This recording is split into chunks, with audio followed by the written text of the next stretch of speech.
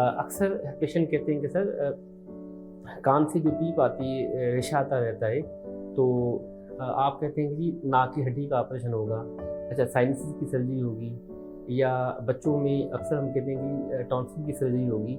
तो patient concern होते हैं कि प्रॉब्लम सर कान में है, आप सर्जरी नाक की कर रहे हैं, तो आखिर इसकी वजूहात क्या हैं, आखिर इसकी इन्वेस्टिगेशन क्या करेंगे और उसका ट्रीटमेंट क्या है। We will discuss in this video.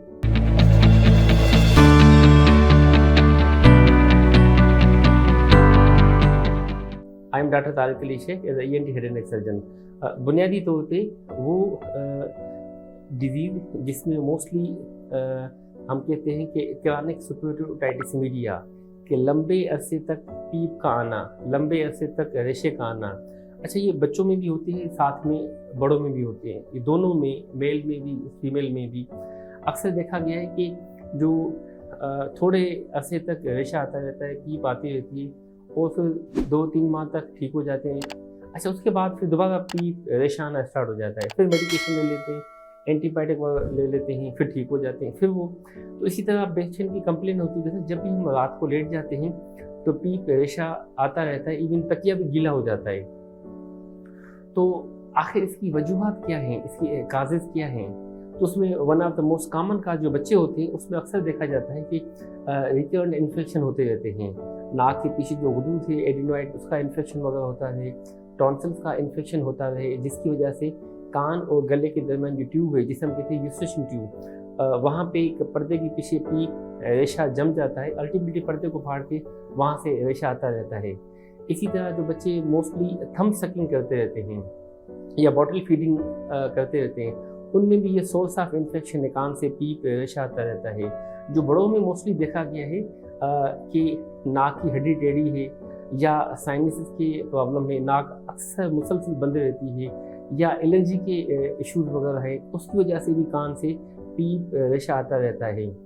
तो ये सारे काजेटिव फैक्टर्स हैं, उसमें हम इन्वेस्टिगेशन करते हैं। बच्चों में हम देख लेते हैं, बच्चों का एक्सरे वगैरह करवा लेते हैं। इसी तरह जो बड़े होते हैं उनकी हम नाक और साइनसिस का एक्सरे वो हम करवा लेते हैं। कान की समात की टेस्ट हम करवा लेते हैं, जिसे हम कहते हैं ऑडियोमेट्री टेस्ट हम करवा लेते हैं कि समात कितनी मुतासिर हुई हुई है, और साथ में कान के पर्दे के पीछे क्या स्टेटस है। और ऐसे पेशेंट को कान का मुआयना भी किया जाता है, तफसीलन मुआयना किया जाता है, जिसे हम कहते हैं EUM, एग्जामिनेशन अंडर माइक्रोस्कोप। जब हम माइक्रोस्कोप से देख लेते हैं तो हमें रेशा उसको देखना होता है। ये अक्सर पेशेंट में बदबूदार रेशा नहीं होता, अक्सर वो गाढ़ा या पीला नहीं होता, वो अक्सर पतला सा रेशा होता है, बगैर ब्लड के, बगैर बदबूदार। और पेशेंट को इसके साथ साथ समात का भी प्रॉब्लम हो जाता है। तो वंस आपने देख लिया नाक साइनसिस का प्रॉब्लम, कान की समात, इसके साथ साथ बच्चों में हमने देखना होता है एक्सरे के थ्रू, साथ में क्लिनिकली हम असेस कर लेते हैं। तो जो पीप रेशा है उसका हम कल्चर ले लेते हैं, कल्चर देके हम लेबॉरेटरी में भिजवा देते हैं, जिससे सिलेक्शन ऑफ एंटीबायोटिक उसके लिए आसानी हो कि कौन सी एंटीबायोटिक उनको सूट करती है। तो उसको फिर हम फाइनली मैनेज कर देते हैं। पहले कंजर्वेटिव मैनेजमेंट, मेडिकेशन से पेशेंट को ठीक किया जाता है। बच्चों को अवॉइड किया जाता है कि थंब सकिंग ना हो, बॉटल फीडिंग वगैरह ना हो, कोल्ड ठंडी चीज़ें, तली चीज़ें, खट्टी चीज़ें, स्पाइसी चीज़ें, फास्ट फूड, ये चीज़ इस्तेमाल ना हो। इम्यून सिस्टम बिल्डअप हो, क़ुव्वत मुदाफ़त बढ़ती रहे, तो बच्चों में रिकरेंट इन्फेक्शन वगैरह ना हो। अच्छा बड़ों में भी नाक की मेडिकेशन दी जाती है, नाक खुलना चाहिए, साइनसिस को मेडिकेट किया जाता है, गला जो है उसको भी साथ में मेडिकेट किया जाता है। अच्छा वंस आपने कंजर्वेटिव मैनेजमेंट किया, मगर उसके बावजूद भी रेशा आता रहता है, उसके बावजूद भी पीप यानी कि आती रहती है, उसके बावजूद भी प्रॉब्लम सेटल नहीं होगा, now this is the time for surgery. बच्चों में मोस्टली सर्जरी की जाती है एडिनोटॉन्सिलेक्टोमी। तो पेशेंट के कंसर्न होते हैं कि सर प्रॉब्लम कान में ही, आप सर्जरी नाक की पीछे गुदूद उसकी कर रहे हैं, सर्जरी आप टॉन्सिल की कर रहे हैं, because the source of infection that lie inside behind the nose, the source of infection lies in the tonsil।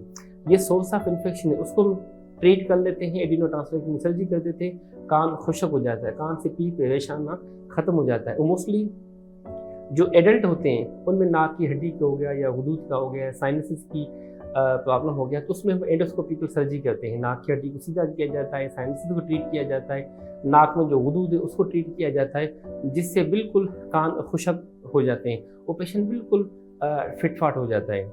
जो पेशेंट जिनको रेशा सेट हो जाता है और समाज का प्रॉब्लम हो जाता है, तो सिलेक्शन ऑफ पेशेंट्स में कान के पर्दा जो फटा होता है, जहाँ से पीप रेशा आता रहता है, जब कान का पर्दा खुशक हो जाता है, रेशा आना बंद हो जाता है, तो जिनको समाज का प्रॉब्लम हो जाता है, ऐसे पेशेंट में कान का पर्दा भी लगाया जाता है, जिसे हम कहते हैं टिम्पेनोप्लास्टी, कि कान के पर्दे के पीछे टिश्यू लिया जाता है, टेम्पोरल फेशा, वो कान के पर्दे को मार्जिन को फ्रेश करके हम लगवा देते हैं, और वहाँ पे हम जेल फॉर्म साथ में इंसर्ट कर लेते हैं, क्योंकि वहाँ पे कोई कट या टांका वगैरह नहीं करना होता।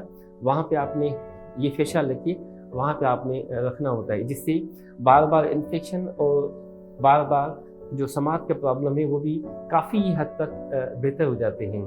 तो समराइज ये है, जिनमें पीप रेशा बदबूदार नहीं होता, बच्चों में एडिनोटॉन्सिलेक्टमी सर्जरी करके कान खुशक किया जाता है, बड़ों में मोस्टली नाक और साइनसिस की ट्रीट किया जाता है, जिससे कान बिल्कुल खुशक हो जाता है। जिनमें समाज का भी साथ में प्रॉब्लम हो जाता है, तो कान को खुशक करके नया पर्दा लगा जाता है। तो it's all about chronic superactive otitis media, लंबे अरसे तक रेशे का आना, जो ट्यूबोटेम्पेनिक टाइप है, जो सेफ साइड है, उसकी एहतियाती तदाबीर, उसकी conservative management, treatment and follow. Thank you so much. So any problem regarding ear, nose, throat, you can get appointment by Marham, and you can consult for any your issues. Thank you so much.